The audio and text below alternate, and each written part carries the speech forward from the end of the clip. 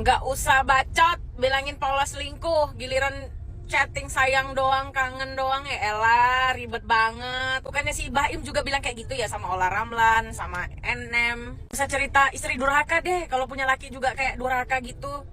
Lihat aja gimana Paula dengan Baim. Buat konten prank gak jelas banget, padahal dia top model, sumpah downgrade. Udah dibilangin kalau bicara masa lalu, Baim juga masa lalunya kan parah, kelam. Cari aja di Google, aneh. Kalau bilang selingkuh cuma bilang sayang doang, apa kabar Baim? Cipok-cipokan sama si NM.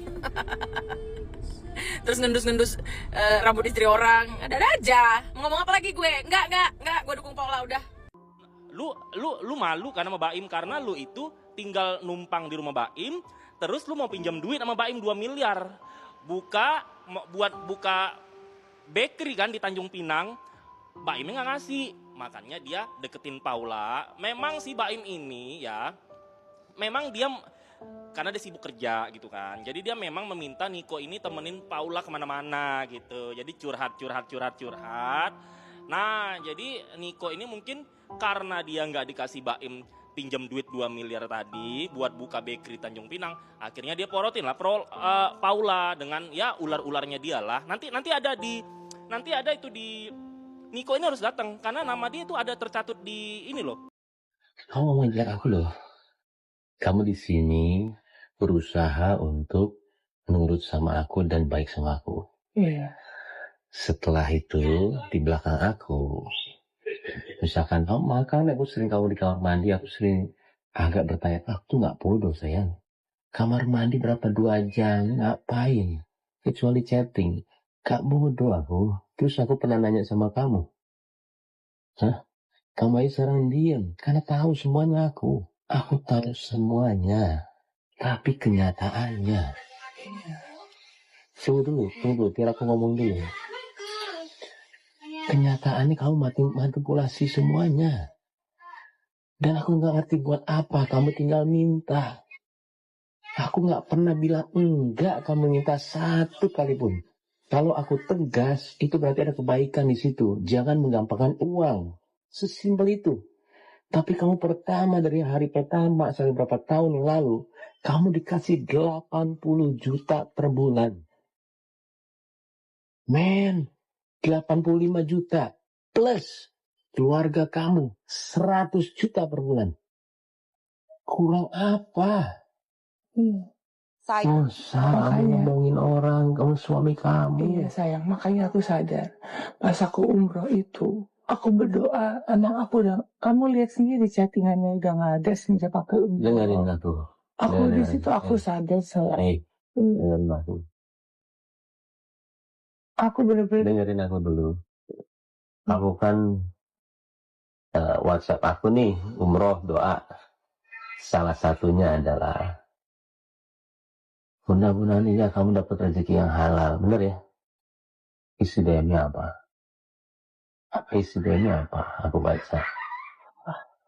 Iya, aku doa di rumah Allah nih langsung nih. Mudah-mudahan dia dapetin yang dia zolimin saya. Pas waktu.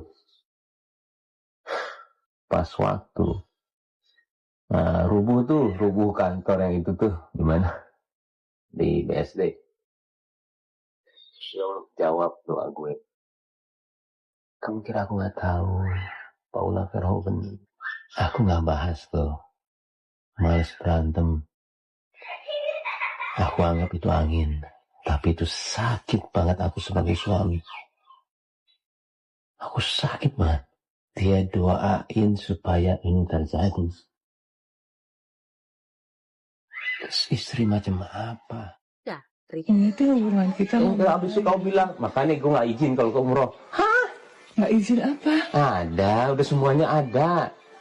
Kan aku izin. Dia tahu, udah, diem. Udah Paula, kamu mau sepintar apa berdalih sekarang? Udah kebaca semuanya di chat. Itu kamu yang nulis. Bukan, maksud aku adalah aku tuh sebenarnya istilahnya ngobrol ke situ tuh supaya apa yang ada di isi hati aku aja, maksudnya aku istilahnya apa sih ngomong apa? Ini ngomong yang mana nih? Bukan, maksud aku adalah kamu aja bilang waktu itu kan bilang di chat aja bilang makanya aku nggak mau izin kalau misalnya nggak usah izin ke umroh. Hah?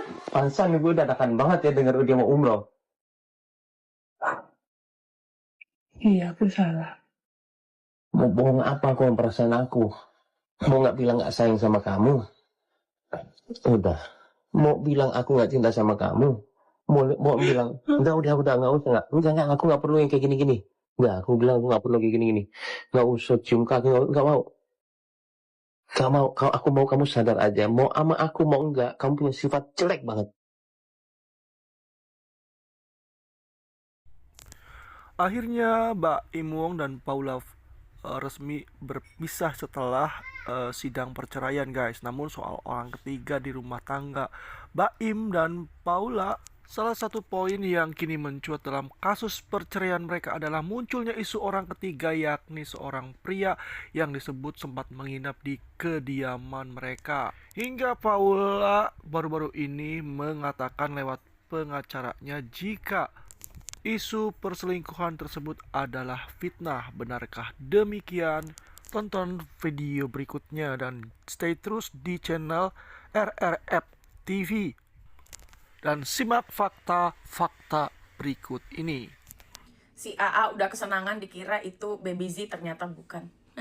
Malah dijelasin kalau itu AA. Tapi gue di sini mau ngebahas persoalan yang serius karena gue harus membela wanita, yaitu Paula. Mendengar video dari pembacaan putusan atau kronologi yang dibacakan oleh pengacaranya Mbak Im Wong, yang juga abang ini adalah pengacaranya Nikita Mirzani. Dia membacakan katanya ada penyakit kritis yang tidak bisa diobati yang dialami oleh Paula sebelum menikah.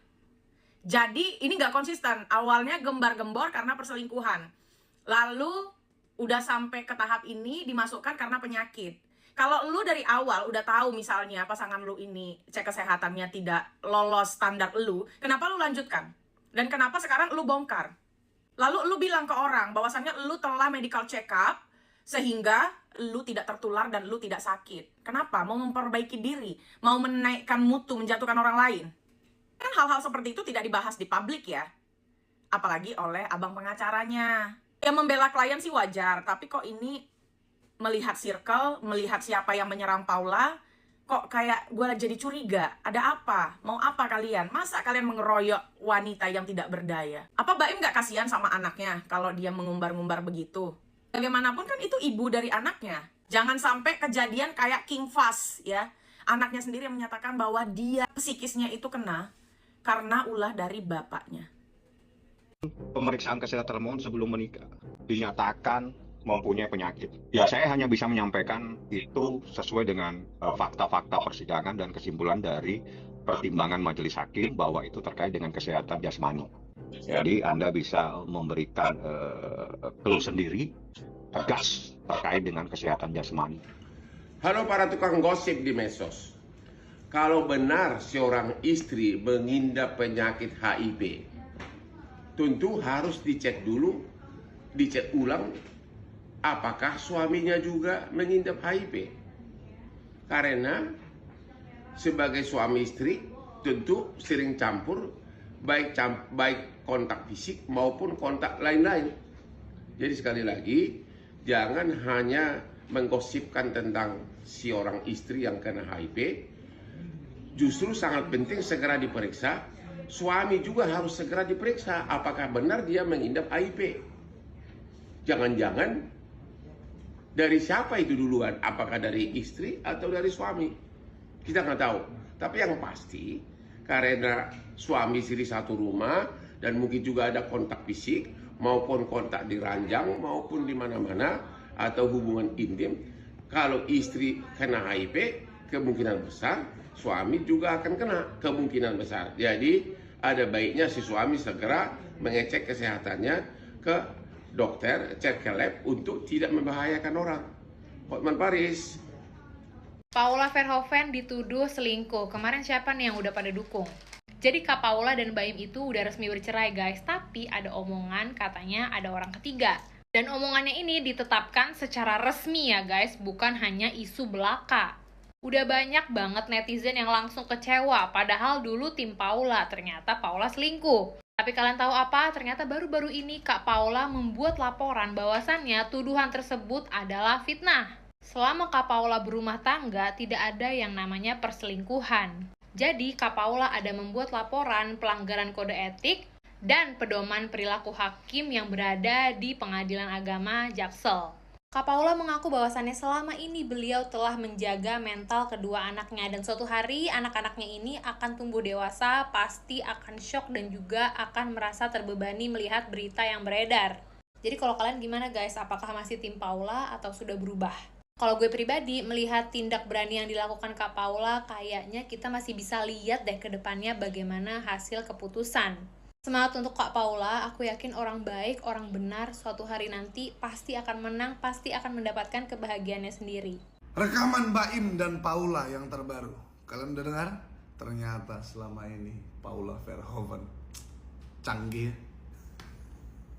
Jadi buat saya ini sudah terlalu jauh nya perselingkuhannya. Ya di situ saya menegaskan bahwa tidak ada terjadi perselingkuhan gitu. Monika di situ ada nggak? WhatsApp-nya ada nggak? Mana coba? Terakhir kapan? Yuk. Mana? Sini aku nyari. Jangan muter-muter. Ya aku nggak inget tadi saya. Gak mungkin. Ini tiap hari. Tanggal 8, tanggal 9. Intens. Ya kan apa sih atas yang dilihat sayang aku dari No. Gak boleh gitu. Kamu gak akan bisa muter-muter. Sekarang udah ke-gap kamu. Kamu sudah ketangkep basah di dunia. Tuh, ay sayang, how are you? Kangen lu nih.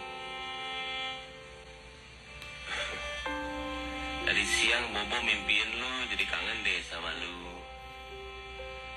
Gue lupa info lu nih, baru 2 hari kawan tidur di rumah Vina, kan lu. tapi emang aku udah jarang hubungan sama Kan dia. lu. Ini banyak banget nih yang DM kita suruh bahas Baim dan Paula lagi ya. Memang kaget juga aku ya, heboh banget.